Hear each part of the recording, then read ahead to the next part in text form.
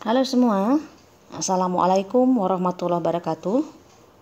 Mari kita lanjutkan materi kuliah Matematika Diskrit dengan topik contoh aplikasi bilangan bulat. Kembali lagi dengan saya, Dewi Soyusiawati dari Teknik Informatika Universitas Ahmad Dahlan. Jangan bosan-bosan ya. Oke, tujuan dan pokok bahasan kita pada materi kali ini yaitu melanjutkan materi sebelumnya terkait dengan teori bilangan bulat. Jadi tujuannya adalah mahasiswa memahami beberapa contoh penerapan daripada teori bilangan bulat. Apa saja itu? Yang pertama ada ISBN, yaitu International Standard Book Number. Ya, ini terbalik ya.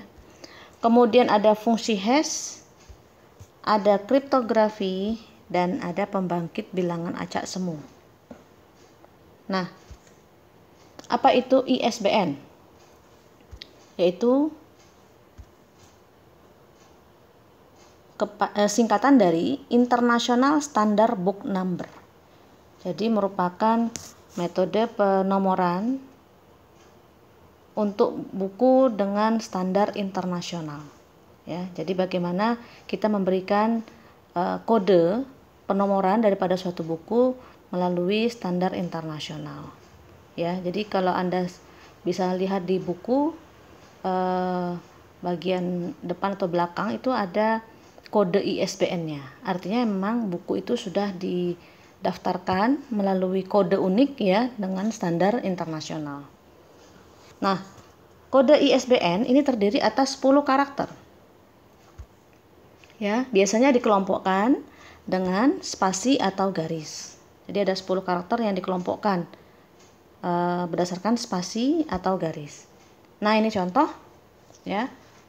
0 strip 3015 strip 4561 strip 8. Kalau dihitung ini ada 10 karakter. Nah, terdapat 4 bagian kelompok untuk ISBN. Yang pertama, jadi kelompok yang pertama yaitu kode yang mengidentifikasikan bahasa. Yang kedua ada kode penerbitnya. Yang ketiga ada kode unik untuk buku tersebut. Dan yang keempat adalah merupakan karakter ujinya. Jadi karakter uji untuk menyatakan bahwa kode sebelumnya adalah kode yang benar ya. Contoh, nah ini adalah rumus untuk mendapatkan karakter uji yang terakhir tadi ya, yaitu mod 11. Nanti kita lihat bagaimana mendapatkan karakter ujinya. Nah, sekarang saya berikan contoh untuk kode ISBN yang tadi. Untuk karakter atau kelompok yang pertama yaitu 0. 0 ini adalah merupakan kode kelompok negara yang berbahasa Inggris. Ya, untuk kode kelompok buku yang berbahasa Inggris. Kemudian 3015 adalah merupakan kode penerbit. Ya, jadi ini adalah merupakan penerbit yang menerbitkan buku tersebut. Kemudian kelompok yang ketiga, 4561 adalah merupakan kode unik dari buku yang diterbitkan. Ya, jadi kode unik dari buku yang diterbitkan untuk penerbit tadi. Dan yang terakhir adalah merupakan karakter uji. Jadi karakter uji untuk kode ISBN tadi. Nah, sekarang pertanyaannya adalah bagaimana menentukan karakter uji ini. Karena kalau untuk kelompok yang pertama, kedua, yang ketiga ini datanya sudah jelas. Ya. Sudah jelas. Nah, bagaimana kemudian menentukan karakter ujinya ini? Nah, untuk menentukan karakter uji maka dilakukan dengan cara kita lihat di 3 kelompok sebelumnya tadi ada 9 karakter ya. Ada 9 karakter, ada 9 angka ini. 1, kemudian di sini 4, kemudian di sini 4. Jadi ada 9. Nah, masing-masing karakter mulai dari karakter pertama sampai karakter ke-9 itu dikalikan dengan bilangan 1 sampai 9. Jadi ini ada karakter yang pertama 0, 3, 0, 1, 1, 5, 4, 5, 6, 1. Nah, masing-masing ini dikalikan dengan 1, 2, 3, 4, dan seterusnya. Jadi 1 dikali 0 ditambah 2 dikali 3 ditambah 3 kali 0 ditambah 4 dikali 1 ditambah 5 kali 5 ditambah 6 dikali 4 ditambah 7 dikali 5 ditambah 8 kali 6 ditambah 9 kali 1. Ini adalah karakter yang terakhir. Kemudian dijumlahkan, dapatlah angkanya 151. Selanjutnya, angka 151 ini kita mod dengan 11. Jadi ini memang rumusnya untuk mendapatkan karakter uji, ya. Nilai perkalian tadi dimodkan dengan 11. Hasilnya adalah 8. Maka 8 ini adalah merupakan karakter ujinya. Nah, seperti itu ya. Jadi ini adalah untuk mendapatkan karakter uji dari 3 kelompok untuk menyatakan kode ISBN yang lengkap daripada suatu buku. Oke ya. Nah, itu untuk ISBN. Sekarang kita lanjutkan untuk aplikasi penerapan teori bilangan bulat yang kedua, yaitu tadi adalah fungsi hash. Apa itu fungsi hash? Yaitu adalah merupakan bagaimana metode untuk pengalamatan di memori. Bagaimana kita melakukan suatu penempatan data di memori, ya, memberikan pengalamatan di memori. Contohnya atau rumusnya yaitu, nah ini HK sama dengan, jadi ini HK ini adalah untuk pengalamatannya, mau dialamatkan di mana, kemudian K mod M. Apa itu? Nah, M adalah merupakan jumlah lokasi memori yang tersedia. Ya, jumlah lokasi memori. Ini dinyatakan dengan M. Kemudian K adalah merupakan kunci atau integer, bilangan yang akan ditempatkan di memori tersebut. Kemudian HK adalah lokasi memori untuk record dengan kunci K tadi. Jadi HK ini adalah berarti pengalamatannya. Kita akan menempatkan record tadi dengan kunci K tadi itu di mana, ya, berdasarkan rumus K mod M. Oke, itu rumusnya. Sekarang contohnya. Nah, contoh, jika M adalah 11, memiliki sel-sel memori yang diberi indeks 0 sampai 10, ya. Jadi ada sel-sel memori yang diberi indeks 0 sampai 10. Kalau 0 sampai 10 berarti ada 11 ya. Ada 11 lokasi memori yang bisa dialokasikan. Akan disimpan data record yang masing-masing memiliki kunci. Jadi ini adalah recordnya. Ada 1, 2, 3, 4, 5, 6. Ya, ada 6 dengan 11 tempat, ya, 11 lokasi memori. Maka bagaimana kita menempatkan data ini di memori tadi, ya? Pertanyaannya seperti itu, bagaimana menempatkan 1, 2, 3, 4, 5, 6 record ini dalam sel-sel memori tadi. Nah, kalau kita gambarkan, ini kita lihat dulu, digambarkan, ini dianggap belum ada isinya ya. Ini ada sel-sel memori dinyatakan dengan kotak-kotak, maka ada 11 kotak, ya, karena tadi di sini dinyatakan sel-sel memorinya ada 11. Kita berikan nomor. Tadi indeksnya 0 sampai 10. Jadi ini ada 11 kotak, mulai dari 0, 1, 2, 3 sampai dengan 10. Nah, rumus yang tadi yaitu untuk fungsi hash-nya HK sama dengan K mod M. Ya. K mod M. K ini adalah data recordnya, kuncinya. M ini adalah alokasi memorinya. Maka untuk menempatkan record yang pertama dengan kunci 15, maka kita nyatakan dengan H15, kemudian K mod M. K-nya 15, mod 11. Ya, M-nya tadi adalah 11. Maka 15 mod 11 adalah sisa ya.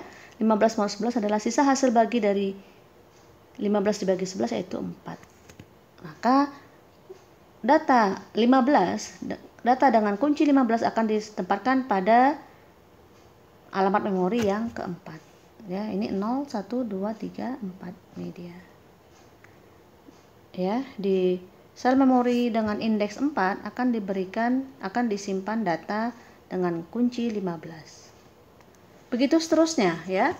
Untuk 558.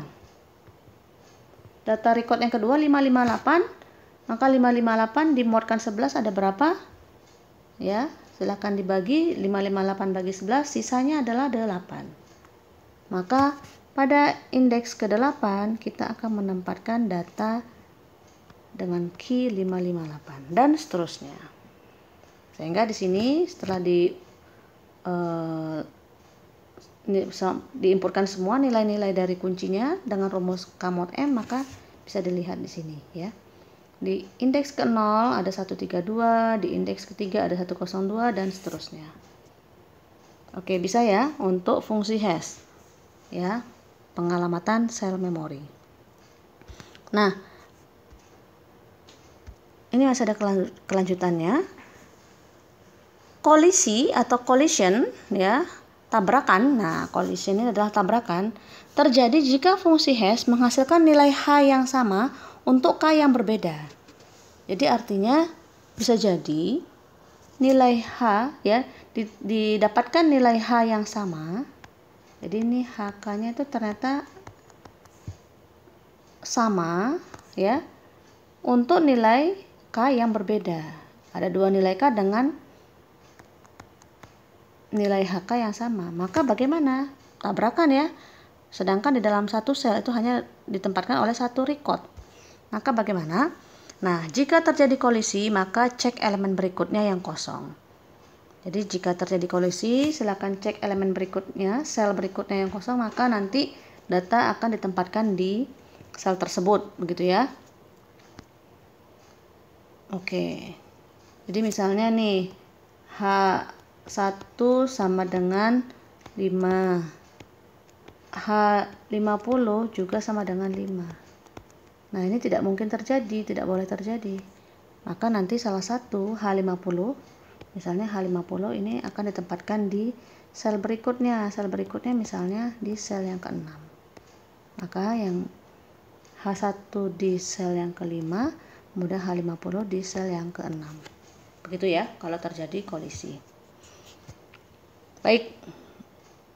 Sudah cukup ya untuk materi yang kedua. Kemudian yang ketiga adalah kriptografi. Kriptografi ini adalah ya, kalau dalam bahasa Yunani artinya secret writing. Nah, apa itu secret writing? Ya, menuliskan dengan rahasia ya, menulis sesuatu dengan rahasia. Oke, kalau kita cari definisinya, kriptografi adalah ilmu dan seni untuk menjaga keamanan daripada suatu pesan. Jadi bagaimana menjaga keamanan daripada suatu pesan yang kita kirimkan ke orang lain. Ya, agar kemudian tidak sampai diketahui oleh orang lain yang tidak kita inginkan. Nah, definisi pesan ya, udah tahu ya pesan itu apa sih? Pesan adalah data atau informasi yang dapat dibaca dan dimengerti maknanya. Ya, suatu informasi. Nama lainnya dalam definisi atau dalam istilah kriptografi ini adalah plain text ya. Bahwa pesan dapat berupa teks, dapat berupa gambar, dapat berupa audio ataupun video. Nah, pesan yang ada dikirim atau disimpan di dalam suatu media penyimpanan. Nah, ada beberapa istilah lagi. Kalau tadi plain text adalah pesan ya yang akan dikirimkan, maka ada dalam kriptografi juga ada istilah ciphertext, yaitu adalah pesan yang telah disandikan sehingga tidak memiliki makna lagi. Jadi ada kerahasiaan yang sudah disandi ya, ada pesan, ada informasi yang kemudian dialihkan sehingga kemudian pesan awal tadi tidak bisa dimaknai dengan mudah kembali. Ya. Nah, tujuannya apa? tadi untuk menjaga keamanan pesan agar kemudian pesan tidak dapat dimengerti maknanya oleh pihak lain yang memang tidak kita kehendaki. Ya, jadi ada penyandian pesan untuk menjaga keamanan pesan agar sampai pada orang yang diinginkan. Nah, ini akan dipelajari bahwa ciphertext harus dapat diubah kembali ke plain text. Jadi ini adalah dokumen awal, kemudian disandikan menjadi ciphertext namanya. Catatannya adalah ciphertext harus dapat diubah ya. Jangan sampai kemudian setelah disandi malah tidak bisa diubah kembali ya. Nah, contoh misalkan ini adalah plain text-nya, pesan ya, pesan yang disampaikan oleh seseorang. Wah, ini pesannya pesan tidak baik ya. Contohnya memang seperti ini. Contoh saja ya. Culik anak itu jam 11 siang. Nah, ada keinginan untuk menyandikan agar kemudian tidak diketahui oleh orang lain, maka kemudian perlu diubah menjadi ciphertext. Bagaimana menjaga keamanan pesan ini agar kemudian orang lain tidak bisa mengetahui maknanya? Maka bisa dengan metode yang diberikan. Contohnya ciphertext-nya menjadi seperti ini. Ya. Nah, ini adalah ciphertext-nya, bahwa ini kemudian disandi menjadi seperti itu. Ya. Apakah kita bisa mendapatkan makna dengan mudah untuk contoh ciphertext ini? Tidak ya, pasti jelas kita tidak bisa mengetahui maknanya secara cepat karena kita nggak tahu ya metode penyandiannya seperti apa. Nah, ini contoh ya, plain text dan ciphertext ya. Nah, ilmu untuk mempelajari ini dinyatakan dengan kriptografi. Dan ini adalah merupakan satu mata kuliah sendiri yang nanti bisa Anda ambil ya di semester atas. Oke.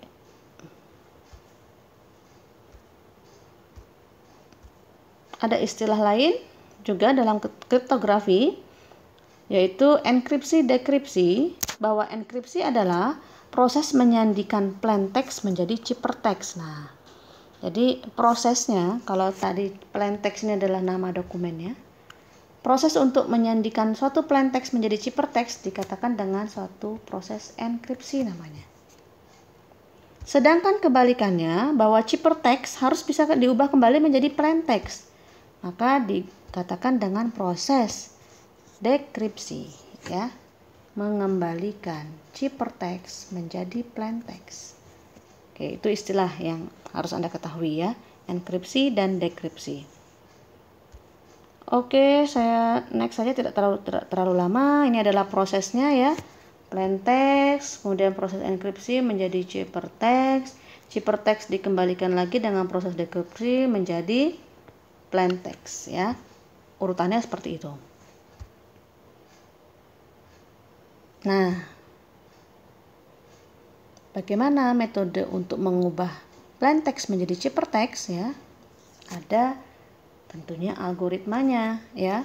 Algoritma kriptografi namanya. Yaitu aturan untuk mengenkripsi dan aturan untuk mendekripsinya. Ada fungsi matematis yang digunakan sehingga kita bisa melakukan proses enkripsi dan dekripsi ya. Nah, ini dia, ada kunci ya, ada kunci. Yaitu parameter yang digunakan untuk mengubah enkripsi dan dekripsinya. Yang mana bahwa kuncinya bersifat rahasia. Sedangkan algoritmanya tidak rahasia. Jadi, algoritma untuk mengubah plain text menjadi ciphertext itu ada banyak ya. Bisa dipakai ya, nanti Anda bisa mempelajari lebih lanjut algoritma kriptografi yang ada. Nah, yang rahasia itu adalah kuncinya ini, key-nya ya. Oke, lanjut. Ini saya lewati saja, cepat saja. Nah, ini contoh ya. Contoh enkripsi pada dokumen. Ini adalah plain text-nya. Ya, itu adalah pesan aslinya. Ketika saya berjalan-jalan di pantai, saya menemukan banyak sekali kepiting yang merangkak menuju laut. Mereka adalah anak-anak kepiting yang baru menetas dari dalam pasir. Naluri mereka mengatakan bahwa laut adalah kehidupan mereka. Contoh ya, pesan. Kemudian dilakukan proses enkripsi menjadi seperti ini. Wah, membingungkan ya simbol-simbolnya. Tidak bisa dibaca ya, seperti ini. Nah, ini adalah proses enkripsi. Kemudian ini adalah contoh proses enkripsi pada gambar. Jadi ini gambar aslinya. Nah, ada wanita cantik ya. Kemudian disandikan, dilakukan proses enkripsi, diubah menjadi ciphertext menjadi seperti ini. Nah, tidak ada apa-apa ya. Tapi sebenarnya di dalam gambar ini adalah ada gambar aslinya, yaitu seperti ini. Contoh untuk enkripsi pada gambar. Dan seterusnya nanti bisa dilakukan pada dokumen audio ataupun video ya. Ini contoh juga. Nah, ini kemudian notasi matematisnya. Kemudian nah, ini ya. Jika kunci enkripsi sama dengan kunci dekripsi, maka sistem kriptografinya disebut dengan sistem simetri atau sistem konvensional. Algoritma kriptografinya disebut dengan algoritma simetri atau algoritma konvensional. Ya, jadi ini. Jika kunci enkripsi sama dengan kunci dekripsi. Contoh algoritma simetri adalah ini. Ada DES, Data Encryption Standard, dan Rigendale ya. Ada banyak sekali sebenarnya. Oke, kemudian saya lanjutkan dengan contoh saja yang sederhana ya. Ini adalah contoh algoritma kriptografi Kaisar Chipper. Nah, seperti apa? Metodenya adalah yaitu sangat sederhana dengan menggeser tiap huruf alfabet digeser 3 huruf ke kanan. Ini adalah plain text ya. Alfabet pada plain text A sampai Z ada 26 karakter ya, A, B, C, D, E sampai Z. Kemudian masing-masing huruf alfabet ini digeser 3 huruf ke kanan. Maka 3 huruf itu 1, 2, 3. Maka pada ciphertextnya nanti A akan menjadi D, B akan menjadi 2, 3, D, dan seterusnya. Ya, G akan menjadi J, L akan menjadi O, Q akan menjadi T, dan seterusnya. Contoh plain text ini, awasi Asterix dan temannya Obelix. Plain text, maka jika disandikan ciphertextnya menjadi, tinggal kita lihat substitusinya. A menjadi D, W menjadi Z, ini A menjadi D lagi, S menjadi S yang di atas ya menjadi V, dan seterusnya sampai selesai. Maka ini adalah ciphertext untuk pesan di atas. Oke, begitu ya. Cukup ya. Ini adalah satu contoh sederhana metode atau algoritma kriptografi Kaisar Chipper. Yang lainnya nanti Anda bisa belajar sendiri. Nah, ini kalau dibuatkan dengan secara matematis ya. Misalkan A0, B1 sampai Z25, karena kita ada 26 alfabet, maka secara matematis Kaisar Chipper dirumuskan sebagai berikut. Proses enkripsi ya, proses enkripsi adalah alfabet ditambahkan 3 mod 26. Jadi misalkan tadi A itu adalah pada posisi ke-0, maka 0 ditambah 3 mod 26 ini sama dengan 3 mod 26. 3 mod 26 itu hasilnya adalah 3. Ya, maka proses enkripsinya A itu ditempatkan menjadi digeser 3. B, C, D, maka A menjadi D. Gitu ya. Dekripsinya dibalik ya. CI dari hasil ciphertextnya CI min 3 mod 26. Jadi kalau tadi C-nya tadi adalah CI-nya adalah D ya. D itu di ciphertext untuk A menjadi D, maka D itu posisi ke berapa tadi?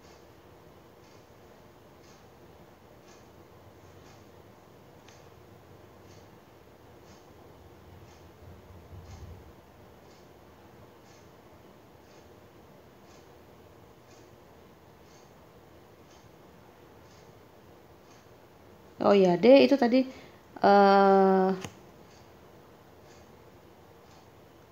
ya. 4 min 3 1 mod 26 1. Maaf sebentar, 4 min 3.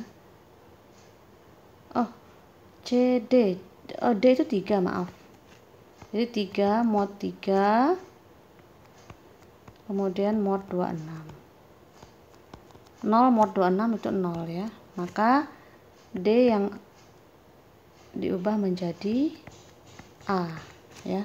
Karena A ini tadi 0. Nah, seperti itu. Oke. Begitu ya untuk contoh Caesar-Cipher. Baik, cukup untuk algoritma kriptografi. Ini nanti Anda bisa lihat sendiri. Nah, selanjutnya ada satu lagi materi pembangkit bilangan acak semu. Anda coba saya berikan tugas untuk mencari referensinya di di tempat lain.